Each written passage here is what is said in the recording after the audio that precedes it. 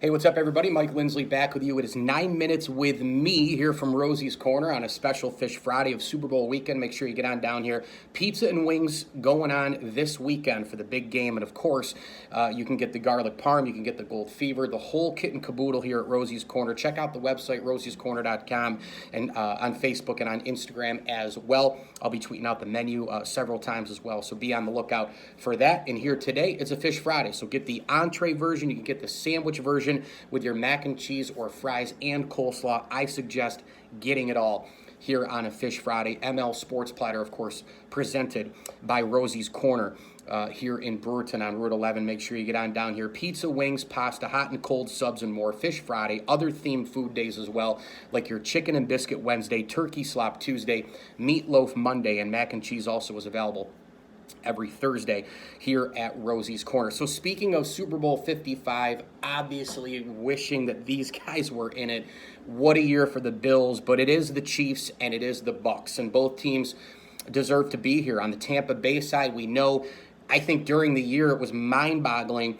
You couldn't really figure out who this team really was. I mean, they lost a slew of games in a row. You kind of couldn't figure out the good Brady, the bad Brady, the 35-year-old Brady, the 43-year-old Brady, injuries, the young defense coming together, the way early beginning of the season with the Arians and Brady sort of feud that I think was a little bit blown up by the media.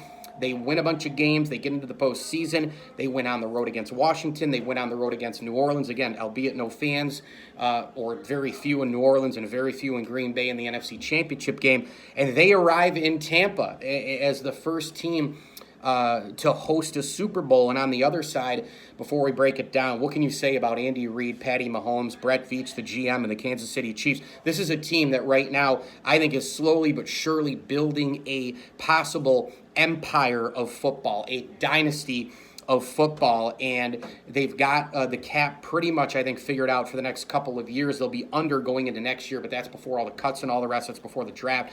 I think really with this Kansas City team, the question is, how do you stop them?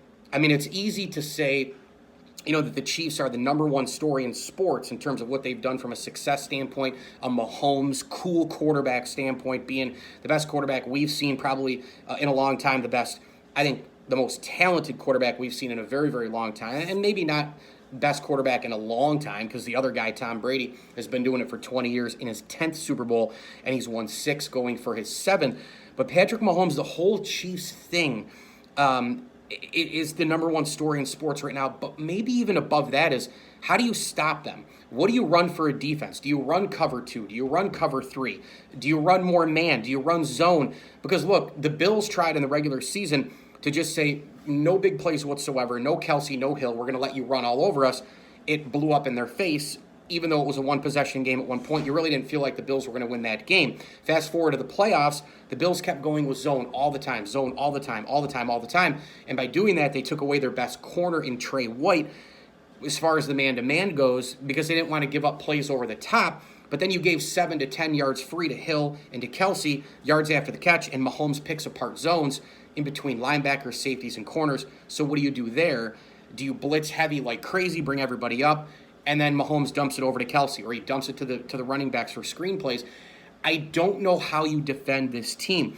Do you bring everybody up? Do you blitz the safeties up and leave the corners empty? Well, then you got to deal with, Tyreek Hill one-on-one. And so I'm not sure if that is an option for Tampa either. I think this game's actually going to be pretty close. I've heard a lot of football pundits say that they think it is basically a potential blowout for Kansas City.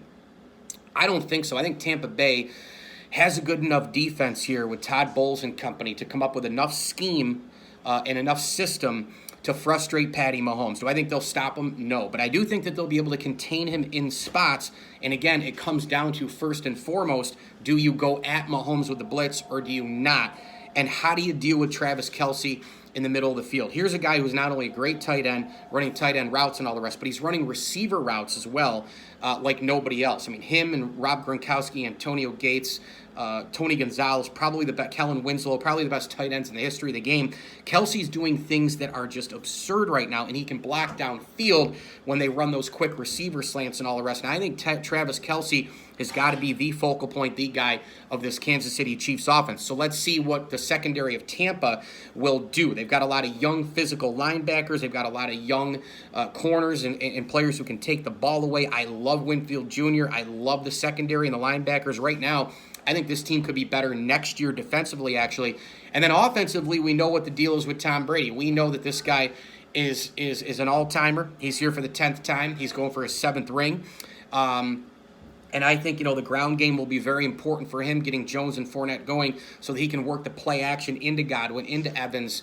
And I think the Chiefs' defense, actually, the thing to look for against this Brady-led offense of Bruce Arians, I think it's going to be a blitz-heavy defense early in this game. I think they're going to try to get Brady rattled a little bit with with Frank Clark up front and this unbelievable D-line that's been playing well. You look at Chris Jones, you look at Frank Clark. I think they're going to bring the heat and bring Tyrann Mathieu up from the safety spot and get him rattled, him being Tom Brady. We saw that happen to Josh Allen. Tyrann Mathieu came after Allen quite a bit. You can use Mathieu as a spy. He's obviously great to help in terms of man coverage. He's great in zone. But I would suspect Kansas City to try and get Brady off his rocker a little bit there and see if they can't get some turnovers. The reality to me, and I will not be surprised if Tampa wins the game, okay? The Brady apologists and all the Buccaneer people on social media, I'll hear from somebody at this point before kickoff. But the point of this is I'm not going to be surprised if Tampa wins. And for everybody who says, can't bet against Brady, I don't want to go against Brady. Well, I did in the NFC Championship game, and I paid for it. I've done it many times in the past, and I paid for it.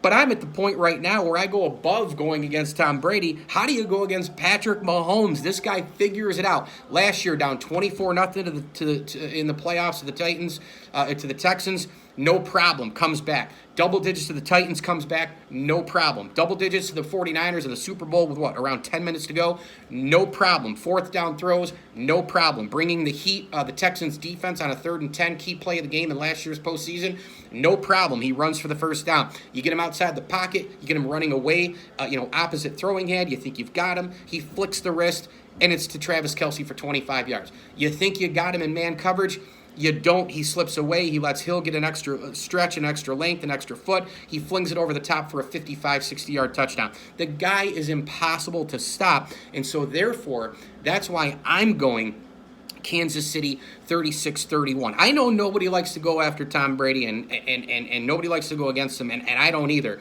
But right now, I'm in a mode where I can't go against Patrick Mahomes. I can't go against Steph Curry, LeBron James. I couldn't go against Tiger Woods in his prime. Usually can't go against Tom Brady, but in this particular spot, he's going up against Patrick Mahomes, the best athlete in the NFL, the best quarterback, and arguably the best athlete in sports. And it's just something there. He's got all these magic tricks that come out. And it's amazing this week listening to people talk about Mahomes when he was a backup to Alex Smith in terms of the practice squad and him throwing to people and the early throws and how he got out of things and the flick of the wrist and him just creating new plays by himself. He's a magician at quarterback. We're witnessing something that is absurd, and I understand that he has the most weapons in the NFL, and Eric Bieniemy is OC, and consistency with him and Andy Reid as the head coach. But my gosh, Patrick Mahomes on the other side of it is the best in the business, and I just can't go against him. I do think the ground game will be important for each team. I don't expect the home field advantage to really benefit Tampa. I expect the Chiefs to blitz and try to get Brady to turn it over. We saw him turn it over multiple times against Green Bay. The problem is, against Kansas City, you turn it over and Mahomes gets the ball. And I don't know if he's going to make the mistakes that the Packer offense did and the coaching of Matt LaFleur. Much different in this game because of Andy Reid. 36-31, Kansas City wins their 2nd Super Bowl in a row, and the dynasty continues to build. Thanks for watching. As I always tell you, enjoy the games.